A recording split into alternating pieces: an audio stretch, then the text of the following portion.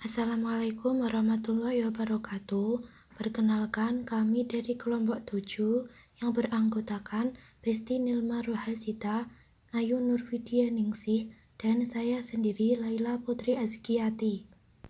Di sini kami akan mempresentasikan mengenai uji ANAFA sampel independen. Di sini saya akan menjelaskan mengenai konsep dasar ANAFA. Uji ANAFA secara luas digunakan untuk menguji dua varian berdasarkan hipotesis yang menyebutkan bahwa kedua varian tersebut sama. Model ini diperkenalkan oleh salah seorang statistikawan bernama Sir Ronald Aylmer Fisher yang juga menemukan uji analisis statistika uji F. Jadi tidak heran apabila pada ANAFA 1 jalur dan 2 jalur itu menggunakan uji F dalam analisis dan hipotesisnya. Teknik ANAFA digunakan untuk mengatasi kelemahan uji T, di mana uji T itu tidak dapat digunakan untuk menguji rata-rata lebih dari dua kelompok. Triola menjelaskan bahwa ANAFA merupakan teknik analisis yang digunakan untuk membandingkan rata-rata lebih dari dua variabel independen.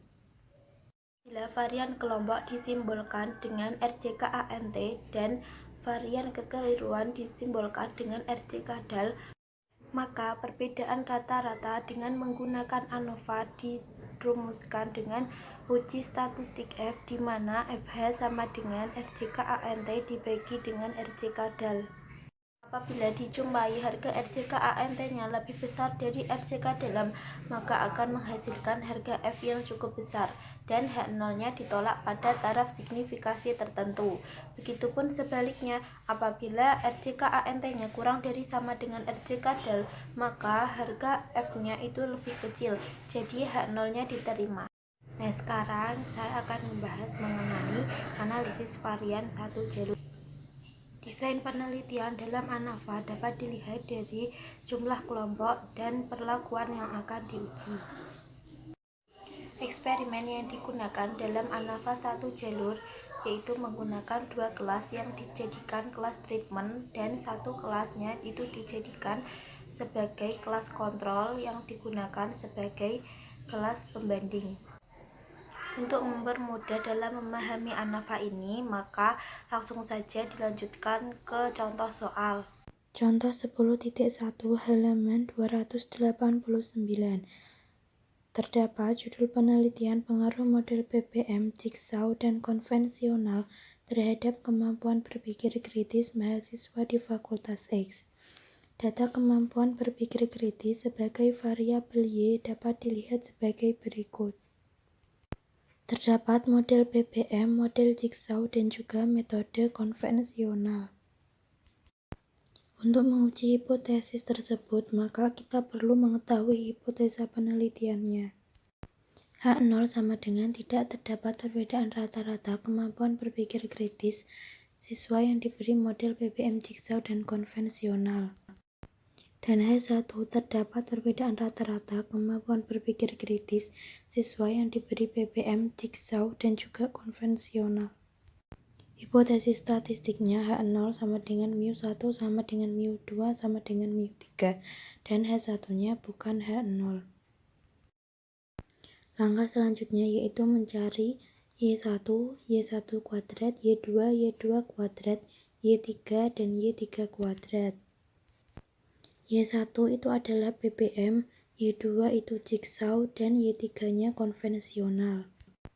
Dan Y1 kuadrat, Y2 kuadrat, dan Y3 kuadrat itu adalah penguadratan dari Y1, Y2, dan Y3.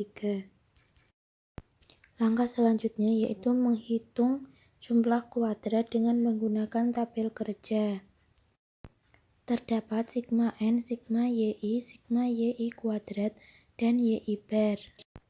Sigma N, sigma YI, dan sigma YI kuadrat sudah diketahui dalam tabel 10.4, dan YI bar itu rumusnya sigma YI dibagi dengan sigma N. Langkah selanjutnya menghitung jika atau jumlah kuadrat dari masing-masing sumber varian, yaitu ada total, antar, dan juga dalam. Lalu dimasukkan angka-angka yang sudah diketahui.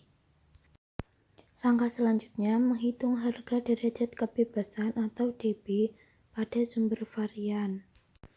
Yang pertama, dB total sama dengan N total dikurangi 1, sama dengan 30 dikurangi 1 sama dengan 29.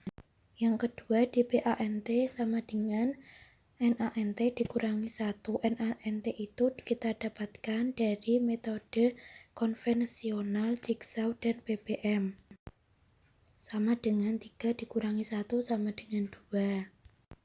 Dan yang ketiga yaitu dBdal sama dengan N total dikurangi N antar sama dengan 30 dikurangi 3 yaitu 27. Itu disitu kurang angka 2-nya ya. Selanjutnya menghitung rata-rata jumlah kuadrat atau RJK pada RJK antar dan juga RJK dalam. Dengan rumus RJK antar sama dengan JK antar dibagi dengan DB antar. Dan RJK dalam sama dengan JK dalam dibagi dengan DB dalam. Nanti ketemu hasilnya 1,22. Selanjutnya menghitung harga FH. FH sama dengan RJK antar dibagi dengan RJK dalam. Setelah mendapatkan angka-angka yang diperlukan, maka kita perlu susun tabel penolong ANAVA. Tabel penolongnya sebagai berikut. F tabel didapatkan dari DF pembilang sama dengan dBANT sama dengan 2. Dan DF penyebutnya sama dengan dBdal sama dengan 27. Sehingga F tabel pada taraf signifikasi 0,05 sama dengan 3,35 dan pada taraf signifikasi 0,01 sama dengan 5,49. Maka F hitung lebih besar dari F tabel atau 12,656 lebih besar dari 3,35 atau 12,656 lebih besar dari 5,49 sehingga H0-nya ditolak. Kesimpulannya terdapat perbedaan rata-rata antara model ppm, Jigsaw dan konvensional terhadap kemampuan berpikir kritis. Langkah selanjutnya melakukan uji lanjut atau post hoc dengan tujuan untuk mengetahui perbedaan antar kelompok yang berbeda signifikannya. Nah, pada bab ini kita akan menggunakan uji T dan NAT, yaitu antara Y1 dengan Y2, yang kedua antara Y1 dengan Y3, dan yang terakhir antara Y2 dengan Y3. Yang pertama yaitu antara Y1 dengan Y2. Hipotesisnya H0 tidak ada perbedaan rata-rata kemampuan berpikir kritis kelompok ppm dan Jigsaw. Dan H1 sama dengan terdapat perbedaan rata-rata kemampuan berpikir kritis kelompok ppm dan juga kelompok Jigsaw. Hipotesis statistiknya H0 yaitu μ1 sama dengan μ2 dan H1-nya μ1 tidak sama dengan μ2.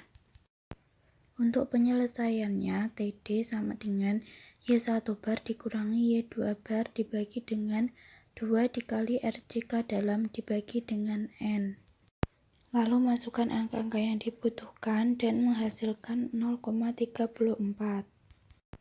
TD hitung kurang dari T tabel atau 0,34 kurang dari 1,99, maka H0-nya diterima. Dapat disimpulkan bahwa tidak ada perbedaan rata-rata kemampuan berpikir kritis dengan menggunakan ppm dan Jigsaw. Yang kedua yaitu perbandingan antara Y1 dan Y3. Hipotesisnya H0 sama dengan rata-rata kemampuan berpikir kritis kelompok ppm lebih rendah atau sama dengan metode konvensional. Dan H1-nya rata-rata kemampuan berpikir kritis kelompok ppm lebih tinggi atau sama dengan metode konvensional. Hipotesis statistiknya yaitu H0 sama dengan μ1 kurang dari sama dengan μ3 dan H1-nya sama dengan μ1 lebih besar sama dengan μ3. Rumus penyelesaiannya sama dengan yang pertama tadi ya. Lalu dihasilkan angka 7,59. Jadi TD hitung lebih besar dari TD tabel atau 7,59 lebih besar dari 1,99. Maka H0 ditolak. Dapat disimpulkan bahwa kemampuan berpikir kritis kelompok yang diberi model PPM lebih tinggi daripada kelompok yang diberi metode konvensional. Yang ketiga yaitu antara Y2 dan Y3. Hipotesisnya H0 sama dengan rata-rata kemampuan berpikir kritis kelompok jigsaw lebih rendah atau sama dengan metode konvensional. Dan H1-nya sama dengan rata-rata kemampuan berpikir kritis kelompok jigsaw lebih tinggi atau sama dengan metode konvensional. Hipotesis statistiknya H0 sama dengan mu2 kurang dari sama dengan mu3 dan H1-nya sama dengan mu2 lebih besar sama dengan mu3.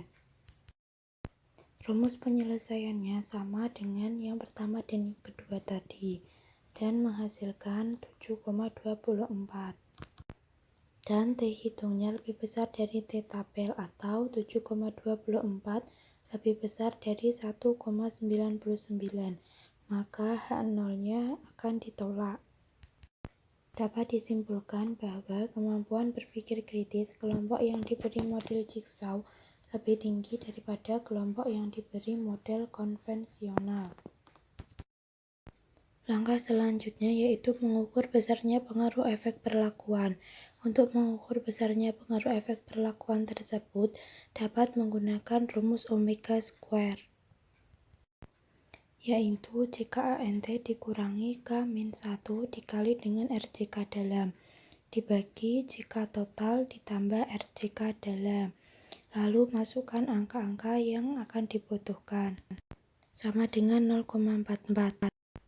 Harga omega square sama dengan 0,44 mengindikasikan bahwa sebanyak 44% varian pada variabel dependen dipengaruhi oleh model pembelajaran. Adapun sisanya yaitu 56% dipengaruhi oleh faktor lain yang tidak diteliti dalam penelitian tersebut. Terima kasih buat kalian semua yang udah nyimak video saya. Semoga bermanfaat ya. Wassalamualaikum warahmatullahi wabarakatuh.